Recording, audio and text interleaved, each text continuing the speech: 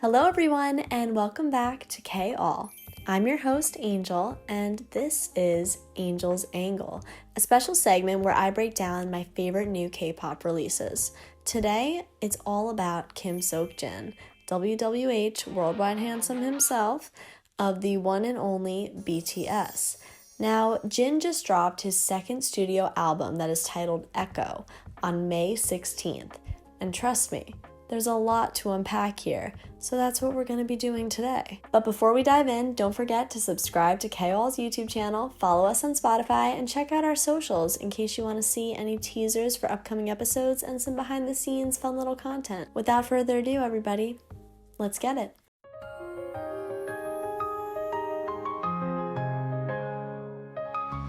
To all my listeners on YouTube, you may notice that I am wearing a graduation cap and so is cardboard cutout Jimin. Well, that is because this is my graduation week. Woohoo! We made it. We graduated. I am graduating with a Bachelor of Science degree in Mass Communications and a minor in Music and Technology. So very exciting week. Ended up finishing my degree in 3 years. And I don't know how it happened. It was all a blur, but I think I was meant to graduate this year just so that I had this big milestone exactly when BTS are coming back from the military. So both of our best moments are yet to come. But let's get back to Jin, who we're here for today. So there are 7 tracks on Echo, and Jin actually co-wrote and co-produced 4 out of those 7 tracks.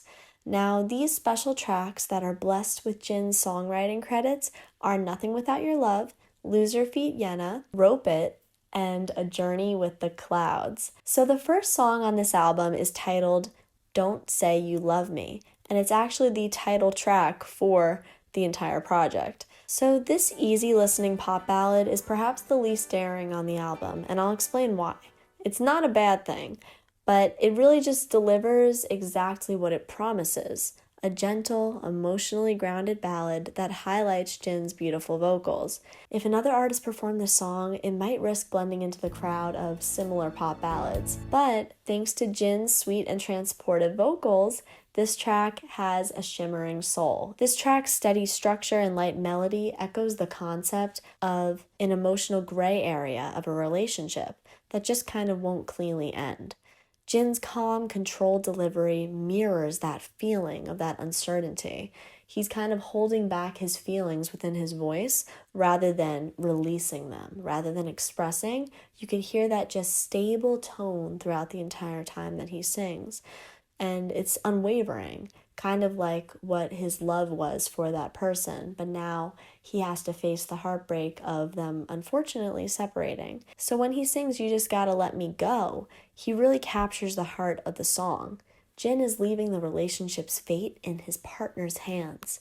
It feels like a quiet surrender, not because he's given up, but because he's trying to minimize the heartbreak by not clinging to something that's already slipping away. And for me, I find this very reminiscent of Suga's Seesaw. So for those of you who don't know, Suga is a member of BTS, and he wrote a song called Seesaw that also explores the emotional back and forth of a relationship that's run its course. So in this song, both people in the relationship know that it's over, but neither of them want to be the first person to step off of the seesaw. Instead, they keep carrying each other's weight, feeling it more and more painfully each time. So I feel like Don't Say You Love Me and Seesaw sit at the same table, lyrically at least. I think that Don't Say You Love Me's simplicity actually enhances the cinematic music video that accompanies it, because it really allows for the visuals to breathe. It gives this room for the story building within the music video. The song is just a nice little undercurrent to propel the story forward without detracting from what Jin is trying to tell visually. And fun fact, this song is also the only English language track on the album. Now that we've really spoke about this song, I want to go deeper and deeper, because track 2 is called Nothing Without Your Love, and it's a song that Jin actually wrote and produced, co-wrote and co-produced himself. And another fun fact, he wanted this to be the title track for the album, and honestly, I can see why. and I'm going to tell you why. Compared to Don't Say You Love Me, this track is sonically more complex, and it's emotionally powerful. Instead of being a controlled, soft pop song, Nothing Without Your Love offers an orchestral string-sweeping Brit rock track with a gradual buildup. And to go a little off tangent, it reminds me of Jimin's song With You with Ha Sungwoon when they sing, I'm nothing without your love. So I feel like that's a cute little connection. Same with Don't Say You Love Me sounding like Don't Ever Say Love Me from Cold and RM. I digress. So the sonic buildup of Nothing Without Your Love allows for the track to carry a certain cinematic weight that translates without the help of a music video. So it's cinematic within the song itself. It doesn't need visuals. And I feel like Jin also sings with more conviction on this track. Here, each lyric is a promise and sung with real intention. Promise by Jimin. It's layered musically and lyrically, so I really love that.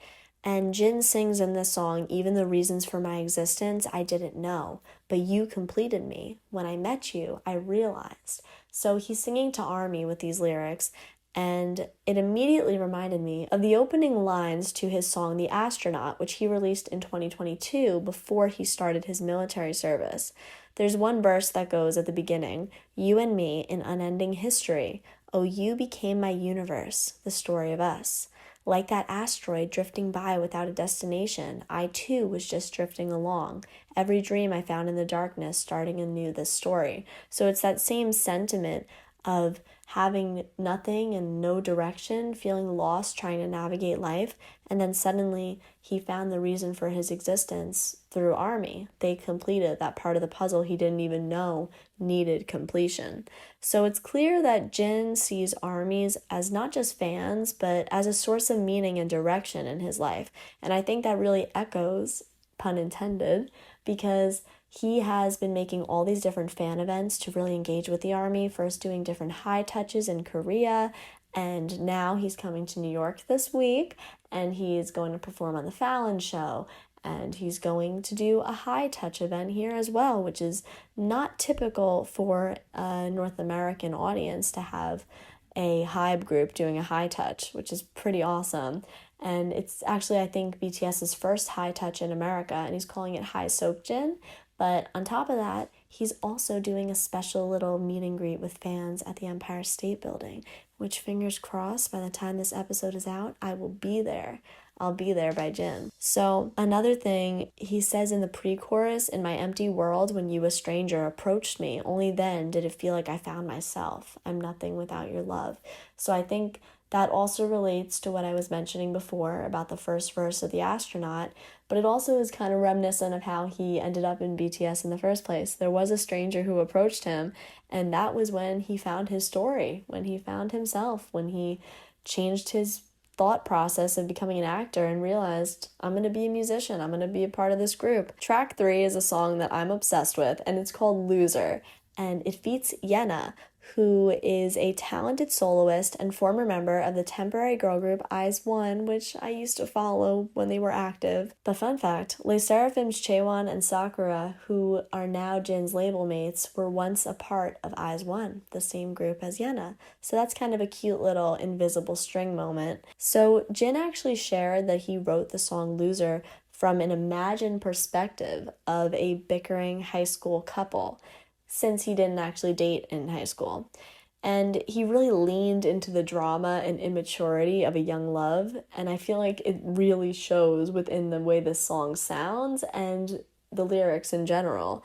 My favorite part is when they go, you love me, you miss me, you tell me I'm beautiful, baby, you need me, you don't want to let me go, to not a loser loser, you're a loser loser. So you can really feel the pettiness and tension between this imaginary couple. Neither of them want to back down. It's almost comical how defiant they are. So the singers reflect that beautifully within their vocal delivery. They really showcase that comedic point in the way that they sing. And with Yenna's high-pitched voice perfectly contrasting Jin's lower tone, it emphasizes that clash between them. But yet, at the same time, they're still able to harmonize gorgeously. So it's kind of crazy. but I love it. And since Jin actually naturally sings in a higher register for a male vocalist, Yenna's soprano adds another layer of brightness without overpowering him. Their voices are distinct, but also complementary, adding to the storytelling and making the song almost feel like a musical tug of war. So I am absolutely obsessed with how this little pop punk moment happened, but I want more of it. And they actually released a live performance, and I have to say, their live vocals almost supersede what we hear on the track. And the track is already amazing, so they just keep, elevating themselves to the next level. And maybe Yenna could be a potential surprise guest on the Run Soaked In EP tour. Here's to hoping. There's this one song that everybody is talking about. Did someone say rope it? Well, you heard him, folks. Grab your lasso and cowboy hat because Jin is about to hoe down, throw down, Hannah Montana style, or Rap Montana style, as I said in the Guide to BTS episode. So this track definitely took everyone by surprise. I mean, the closest thing to a country-style BTS song that we've encountered before was probably Soul Town Road or maybe Yoongi rocking a cowboy hat in the That music video with Psy. But Jin really said, "Hold my super tuna," and he unleashed his inner yeehaw. From the moment you press play on this track, you're greeted with a powerful horse neigh. And I'm not talking about some fake cartoonish neigh. No. This one sounds real. So I was honestly very shocked when Jin revealed on Wendy of Red Velvet's radio show that he actually recorded the neigh himself and modulated it in the studio to create the sound we hear on the track, even exemplifying it to her himself by doing it on the radio. So longtime ARMYs might have already had suspicions, because who could forget that one past BTS live stream with Jimin and Jungkook and Jin, where Jin's laugh perfectly resembled a horse neighing. Guess we now know where that sound came from, and he has this dynamic ability. Who knew Jin had this innate talent to neigh on command? In all seriousness, though, I absolutely love this track. It's fun, it's fresh, and it even quotes a certain famous figure when he sings, "When they go low, we go high." And if you're curious about who that is, I will leave that to your personal Google search abilities. Moving right along, he has a lot of very uplifting lyrics within this rather silly song. You might not think it's a serious song, but there is a powerful message in what it is he wants to rope. So he says within the lyrics, knowing when to give up is a basic of living. Making a choice is a feeling in the heart. The wavering inside me is dancing in the light. So that is such a beautiful sentiment, because he's saying how you need to learn not to hold on so tightly to all of your struggles in life, to anything that's bringing you down, to making like a super, what feels like serious decision in the moment when later on it's not going to be that serious. It's not life or death. So knowing when to give up, when to surrender is a basic increment of living that everyone needs to learn to achieve. It's a feeling in the heart. If you believe in following your gut and you know what your heart is telling you, then that wavering that you might have had at first, the uncertainty of which way to go, can be dancing in the light. You could just give yourself the freedom of letting go. So he says, among the two paths of life, when I step forward and waver, there's not really any lingering attachment. There's not really any regret. It's no help. So he says that even if he does make a step forward and he wavers a bit and it's not exactly what he had hoped it would be, he's not going to stay attached to the mistakes of life. There's not going to be regret for that, because if you hold on to those things, then you just give yourself more trouble. It's no help. It's not fixing the situation. The best thing you can do is to move on. So he says, don't need no mess. We just fly. And that's what you're kind of roping in. It's just rope it. Just make a decision. Don't get so caught up in your head. And that's something I really need to hear, because I am a chronic overthinker who thinks about every single thing that I do constantly and what I need to do to get to point A to point B. But sometimes you just gotta focus on where you are in the moment and realize that life is not speed, but direction, as RM once said.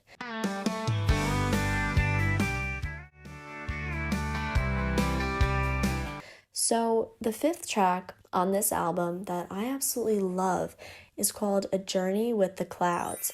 So this is another incredible song that Jin wrote, and it's a Japanese rock song that was co-written, produced, and composed by Yojiro Noda. I really hope I pronounced that correctly.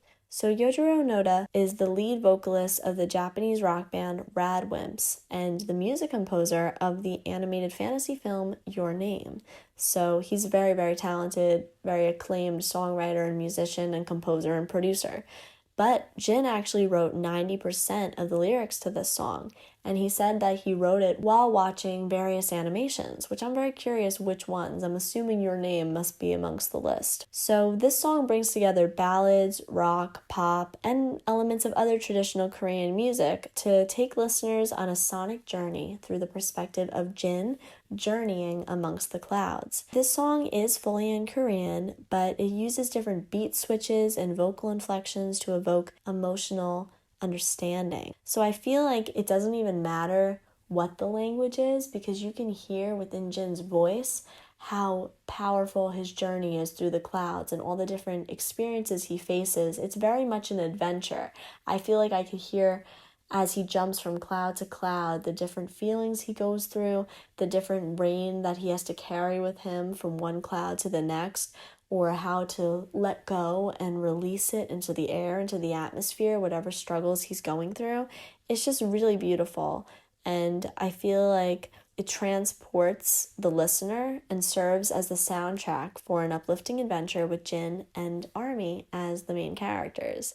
So he says, in the faint clouds on the traces left behind, is it what I left or your raindrops? Here Jin is reflecting on past moments in his life, asking if the traces left in the faint clouds belong to him or to another person. He says how we two drifting in the tranquil sky, let's promise to dream of bright days together forever. So there's this sense of trying to keep a peaceful harmony and coexistence even when you're drifting and you don't have a clear direction, which is why I feel like this is definitely related to Jin and Army, as there was that whole period of uncertainty with the 2 years of military service, but he wants to believe there's going to be brighter days. In the chorus, he says, will you disappear if I touch you clumsily like a frightened child? And I love that, thinking of if you touch a cloud, like it might like disperse or dissipate because it's so fragile. But he's expressing that fear of rejection or loss. So he has a bit of lack of confidence as he's coming back, and he fears whatever he does might mess up the relationship. So he says, let's create words of promise that will never fade. So no matter where he journeys in the clouds, there will be this enduring relationship and bond that transcends any transience. And he sings, if the tears holding your sadness are rain, I'll gladly soak it up and take it all. So that is such a beautiful lyric to me, because he's saying that he's willing to take on the pain and sorrow of Army, or of just anyone who he loves or cares about. He's saying that if your tears are rain, I will soak it up. So in that sense, the boy, Jin, he ends up becoming the clouds himself. And the clouds have to carry all of this weight of the world, of the tears that everybody sheds, and the cloud knows when it's time to release so that there can be that beautiful rainbow. So it's a really cool concept. I like that storyline. And he also says, so that your pure white heart doesn't turn black, just like the day we began. So he likens the other person's heart, or Army's heart, to white, meaning this pure substance. And the speaker wants to preserve that purity so that it doesn't become tainted, so that it doesn't become a dark storm cloud. And this desire for preservation shows Jin's sense of love and protection for that individual. So from the very day that they began the relationship, he wanted to maintain that purity for his fans, for his listeners, for his loved ones, to keep everyone around him in joy. He's willing to take on the brunt of the pain. And it's just such a beautiful song, and I really love how emotive the track is. The way that the beat switches up is absolutely beautiful and stunning, and it really does tell a story. So I feel like when you first hear it, it's so abrupt and it's like, whoa, I didn't see that coming. But now I'm like waiting for that moment, because it almost feels like I can exhale once the beat switch happens, and I get that peace and sense of relief on this journey through the clouds. But yeah, So the next track is called Background, and this is absolutely my favorite track on the album. I already did a full analysis on our Instagram Reels, so if you want to take a look at that, it will be posted on K-All podcast. But basically, it centers around the themes of waiting, longing, and unshakable love. So when you frame it in the context of BTS's military hiatus, it becomes really so much more poignant. So basically, the song paints a picture of someone who's waiting quietly and faithfully, even when the spotlight has dimmed. So the metaphor of being in the background is rich, suggesting both a literal absence from the center stage and a metaphorical role of quiet support. So this mirrors Jin's current position, because he was the first member of BTS to enlist in the military, and now having returned ahead of all the others, he stands alone on stage. Yet, you never walk alone, because he's carrying not just his voice, but the weight of BTS's legacy, and the bond that they share with ARMY. So the first verse, he says, "I still live there, the season where your whole world was me," which suggests that Jin is emotionally rooted in a past where he and BTS, or BTS and ARMY, were inseparable. And I think this possibly reflects to their golden era, not Jungkook's golden era, as a group before the military service began. So he wonders aloud that if he could go back, what would he say? And he then sings, "Even waiting, I try to convince myself it's love." Here, waiting actually becomes an act of love itself, which I think is so beautiful. Because when you think about how ARMY has had to wait for BTS to reunite from the military, that waiting is love. Even when things get difficult in life and people that you love and surround yourself with need to create a distance because of whatever they're going through, you waiting for them to be ready to greet you again, that's the most pure and powerful form of love you can offer them, is that unwavering support. So same thing with Jin waiting for the group to reunite. He's waiting in the background. And the chorus sings, "This pitch black night with no stars, onto the stage with the lights off." These lines reflect the reality of performing without the full team. So the lights are off because BTS isn't whole yet. Still, Jin steps onto that darkened stage, not to fill the space, but to honor it. He's here not to replace the group, but to represent them, a living after image of their presence and their promise. I think it's cool that he is comparing himself to an after image because when BTS first went into the military, fans could still feel their presence even during the break.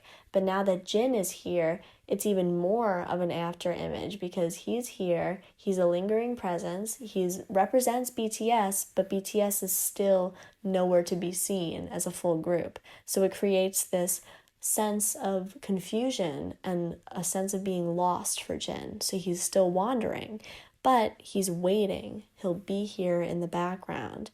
And when he sings "Me Waiting for You, I'll Be Here in the Background," that's the emotional core of the entire song. He's saying that even if I'm not center stage, even if the world isn't watching, I am still here. And when he sings "I'm Still Here," it reminds me of his OST, "Close to You," when he says, "I'm still here." It's very similar, but, well, it is similar because it's the same line. But this also reflects his role now. He was the first to return, yet not rushing ahead. Instead of using the spotlight for himself, he's holding space for his brothers and readying the stage for when BTS can reunite again. You know, the BTS is back. So I find this line is very reflective of his song "Moon," because in that song, he compares himself to the moon, saying that ARMY is the planet that he shines for and will continue to do his best to shine for.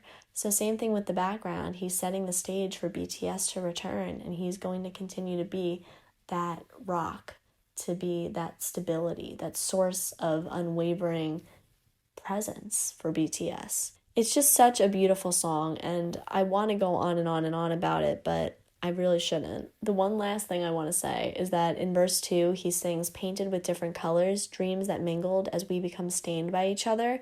To me, it's a beautiful metaphor for the journey of BTS, where each member brought a different, unique color to the table so that their dreams could be intertwined and paint this gorgeous picture, a painting as beautiful as what Jungkook painted in The Soup.